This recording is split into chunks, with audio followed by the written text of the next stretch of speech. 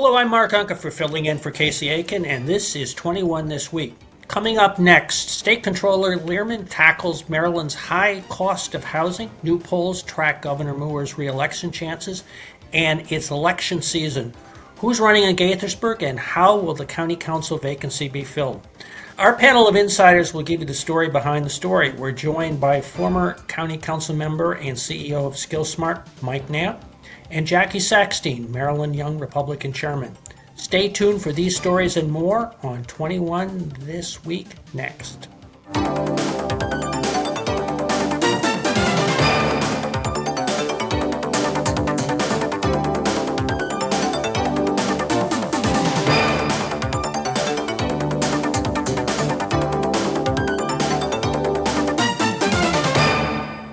Welcome back.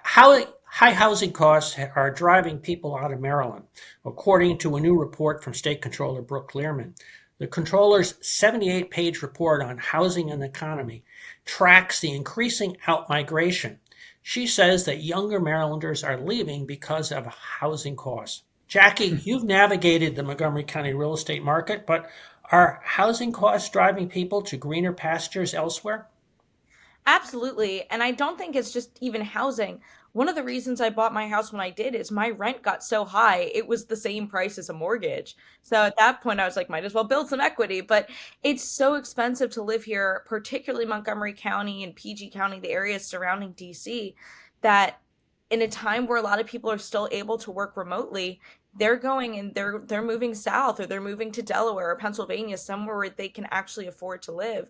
Even if you're able to afford a mortgage, sometimes it means you're sacrificing things like buying groceries or paying for medication. So young people, especially, where they're also trying to pay back their student loans and they have other expenses going on, or they want to start a family, it doesn't fiscally make sense for them to stay here, unfortunately. And we're driving out a lot of people who could really contribute to the Maryland economy.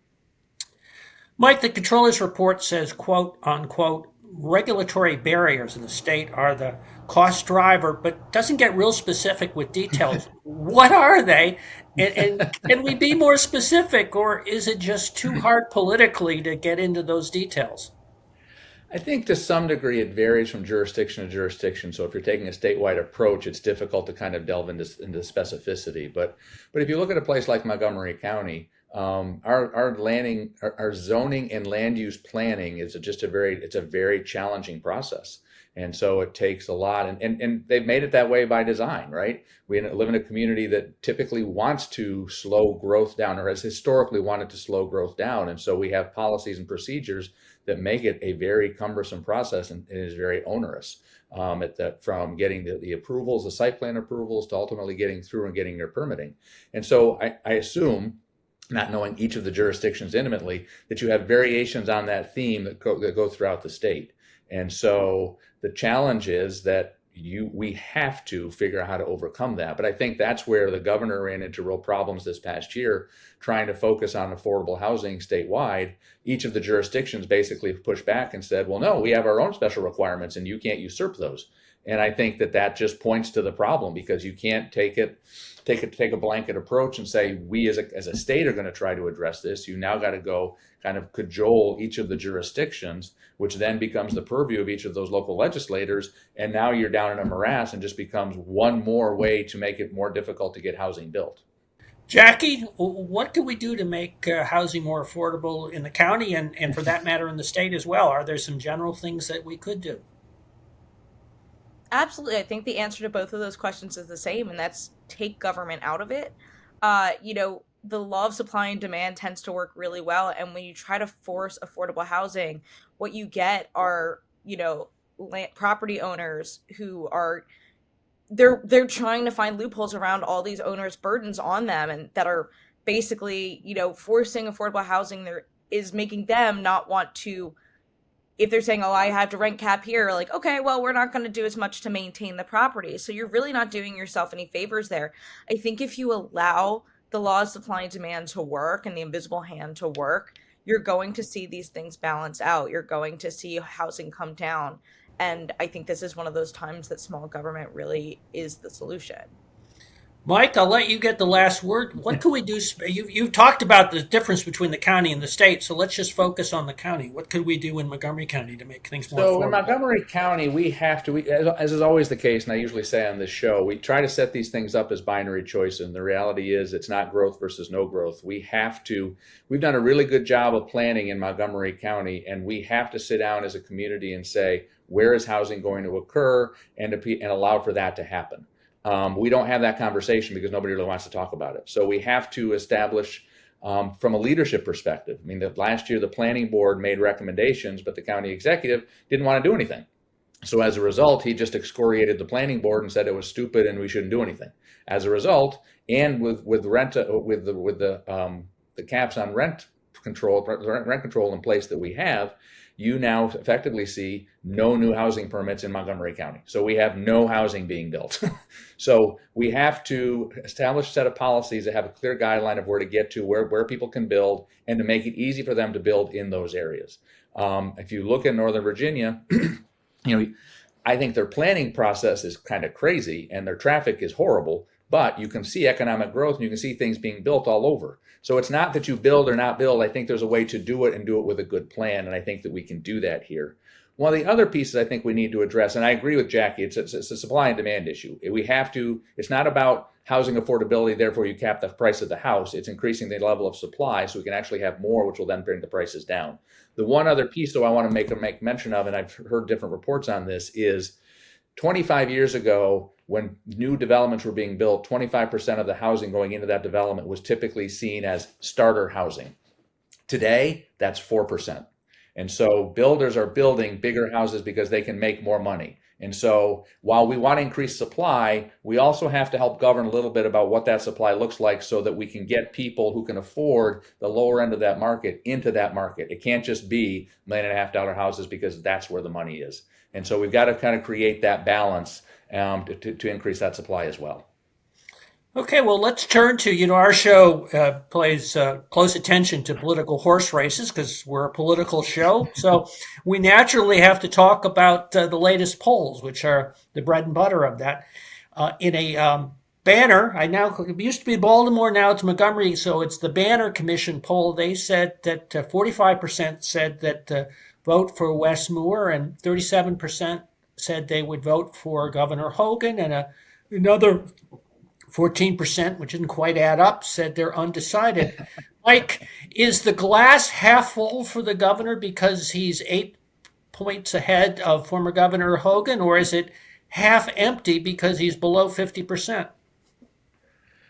Yes, I would have to say that. I think a race, if a hypothetical race like Governor Moore and Governor Hogan, I think is hard for people. It's hard to handicap and get polling on just because is it really going to happen?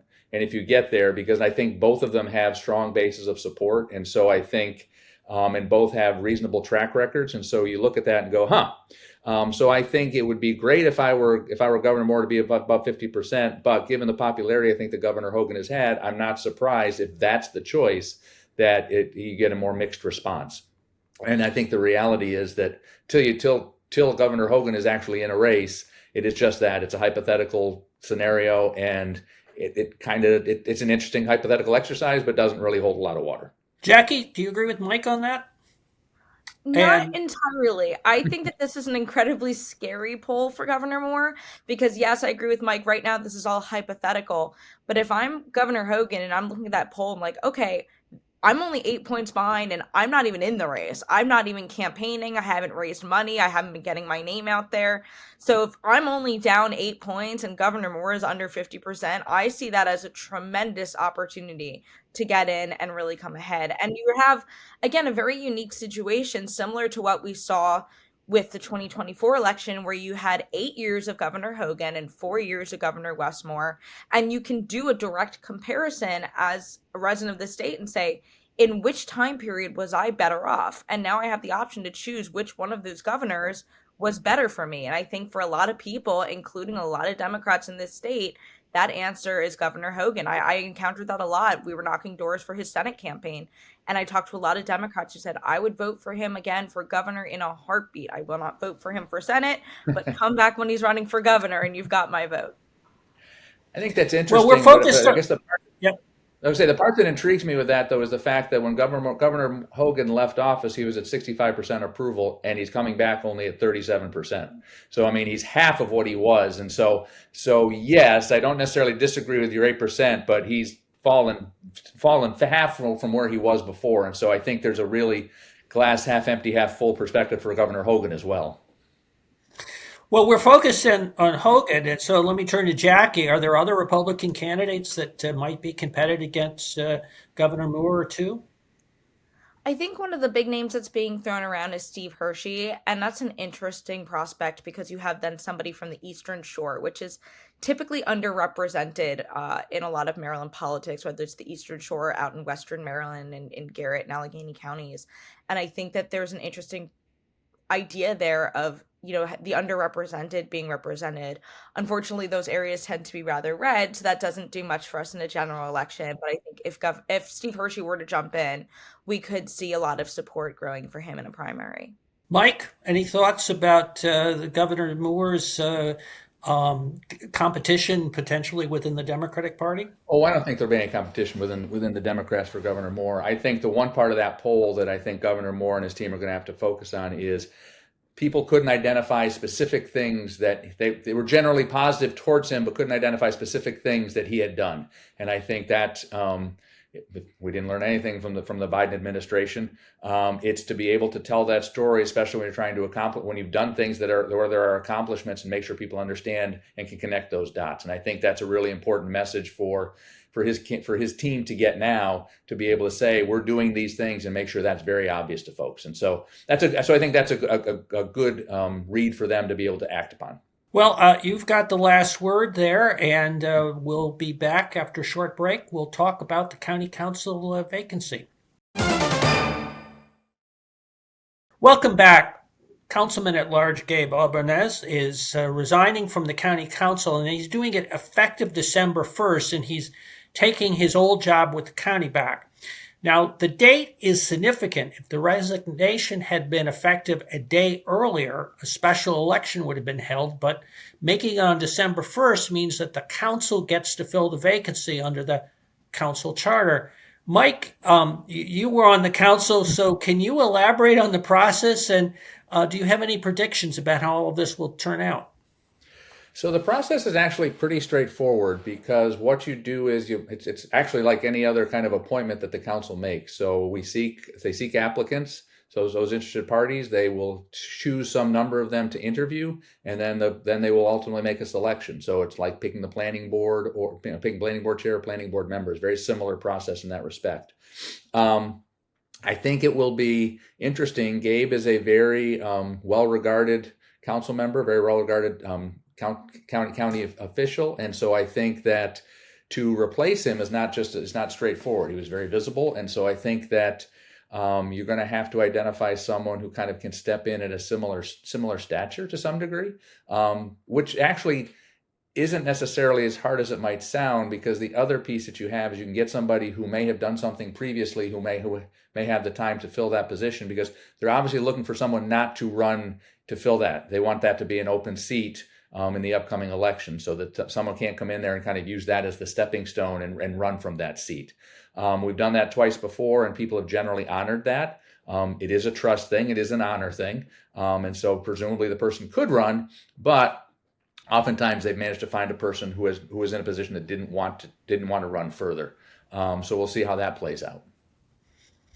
So let me turn to the process again. We talked a little bit about it. So if it was December 1st, it gets filled by the council. If it was November 30th, it would have been a special election. It's interesting. So originally Gabe said, I'm not running again. And then it was later on that he chose to resign and go back to his old position. I wanted to kind of follow up. Does that mean there perhaps was somebody in mind? Because there seemed to be some, how shall I say, a number of steps that went into the process before he resigned. My guess is probably not, and the reason I say that is because we've had some special elections in Prince George's County in this past year, and they are exceedingly expensive. And so, they've had a number of council seats that had to be vacancies that had to be filled, and just the time and the cost that goes into that, especially given I think the challenges that all budgets are seeing right now, to be able to do it as a council appointment for that year, I think saves a lot of headache, heartache, and resources that can be better allocated in other places. What say you, Jackie? Special election I or actually agree with Mike on this one. I ordinarily am a big fan of letting the people have their voice and their say on this, and I would be more of an advocate for that if this was more of a competitive race. But I think that all of us know that we could have spent the time and the money on a special election and the race would have turned out for the Democrat anyway. So I think in this particular instance, it made sense just to have an appointment moving forward. What I don't agree with is this idea of let's restrict our people to somebody who's not going to run again. I don't think that it's on the council to make that call. I think they should pick the best person for the job. And if they truly are picking the best person for the job, that person should be encouraged to run again and to continue the good work they're doing for the county and the people of the county. Well, let's turn to elections that are actually being held and with the voters participating, and that includes Gaithersburg. Gaithersburg is electing its mayor and council members in what is now an election season, not just election day. Mike, incumbent Mayor Judd Ashman has been in office now for a decade. Time flies, doesn't it? And he's been unopposed in some past elections, but not this year. How'd you handicap that race? I think Judd has done a great job as the mayor of Gaithersburg, and I think he's very well regarded in the community. I think there is potentially some speculation that former Mayor Katz, who's council member now, is not going to necessarily run again, and so that Judd may in fact at some point run for that seat. And so I think one of the reasons you're seeing somebody running is potentially if that were to occur, then you would have again another election in Gaithersburg, and so someone to kind of get their name out there in the event that opportunity presents itself later on this year for them to run again. And so I think that's as much at play as the fact that somebody's running against the incumbent mayor. I think the incumbent mayor's done a nice job. I think it's trying to get some sales work done in the anticipation that something may change down the road. So that is actually where special elections get really expensive. We've seen that in Prince George's County where one person runs and then their position opens up and it kind of comes down like a waterfall. Jackie, the incumbent council members are seeking re-election, but they're being challenged. What do those races look like? I think that we could see some shakeup happening. I think, following the Biden years, we've seen a lot of emphasis on age. And I think that, especially as we talked about with housing, we're seeing an exodus of young people. I think that there is an appetite for younger candidates to come in.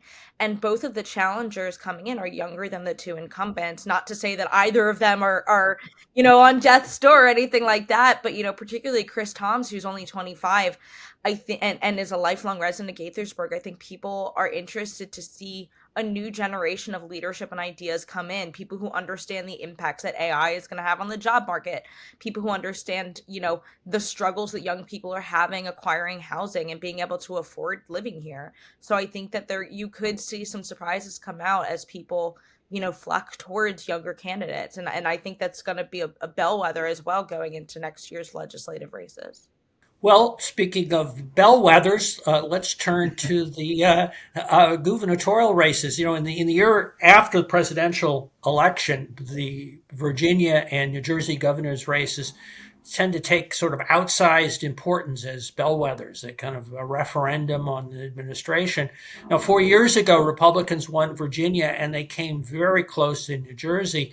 So I'm going to turn to you, Jackie, because I know you're a Jersey girl at heart, even though you're now in Montgomery County. What are your predictions for your old home state?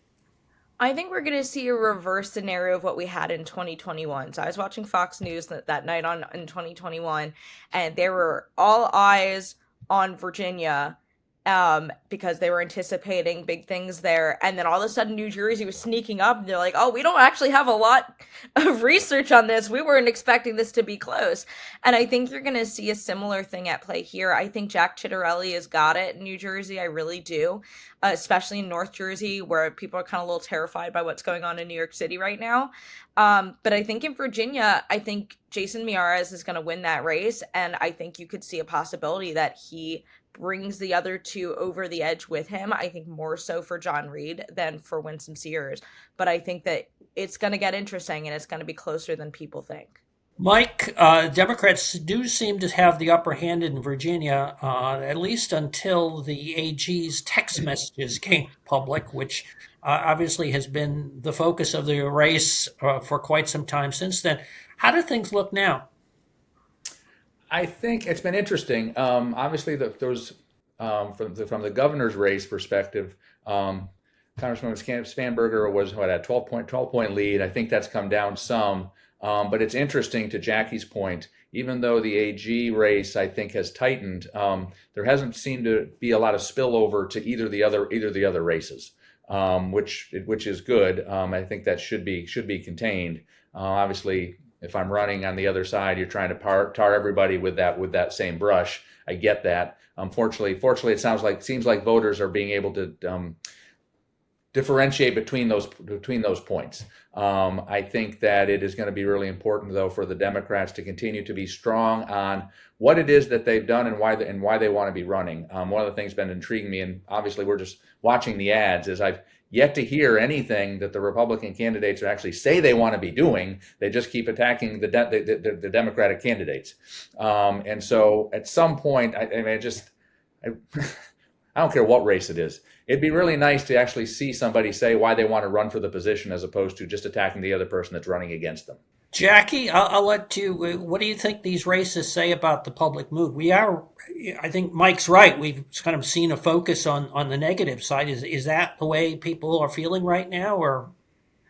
Yeah, I think most voters are in that same boat. They're like, okay, I get it. You don't like the other guy, but what are you going to do? What makes you so different? I think we need to for sure get back to that. And two things I want to call out from the Virginia's race.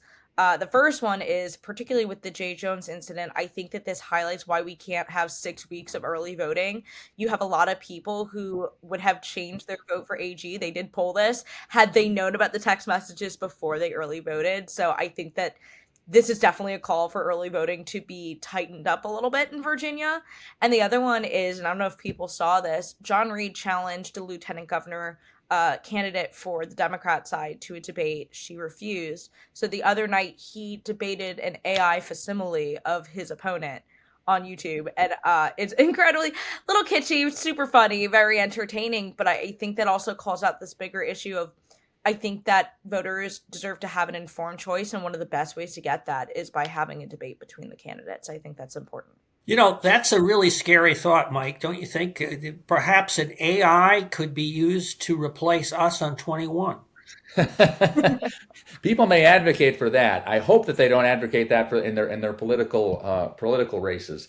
But yeah, no, it is very scary. I mean, honestly, what Jackie just talked about is, I recognize that was tongue in cheek, but we've also seen the president using AI to create various images that the Speaker of the House says are satire. I'm not sure I would buy any of that. But again, the Speaker of the House is trying to defend whatever the president does, as he seems to do very well, and anytime anybody asks. But no, the use of AI, I think, to be incorporated into political discourse, I think is going to be really, really challenging, because you're just seeing more and more of it. And I think this week in Great Britain, they actually showed a newscaster did an entire news program, and the entire the newscaster was AI, and the entire background was AI. None of it was real, but you would have never known that had they not said that at the end.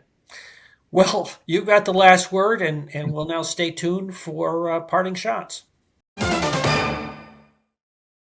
And now with parting shots, we'll start with Mike. Thank you, Mark. Just a couple points. One, there are a lot of issues underway within Montgomery County right now, in particular with an MCPS, where they're talking about boundary studies and changes, increased spending for capital infrastructure. And there are just a lot of moving parts. And I think it's really important for our residents to pay attention to that and really understand, and not necessarily just get wrapped around the axle on the rhetoric that's out there. But these are important elements in how we set the stage for the future, and to really go and understand what the objectives are and to be informed as that process goes forward. My second piece is one I kind of have stayed on as theme for our parting shots for a while. There are a lot of challenges out there that people are facing. We're seeing, especially with the government shutdown, so we're seeing real challenges in food shortages and access to food, people being able to stay in their homes. And so I just encourage people, to the extent that you have the ability and the means, to look to the left and look to the right, and if there's a place you can contribute or help to make something more helpful for someone else, please take the time to do so. Thank you. Jackie, you're up.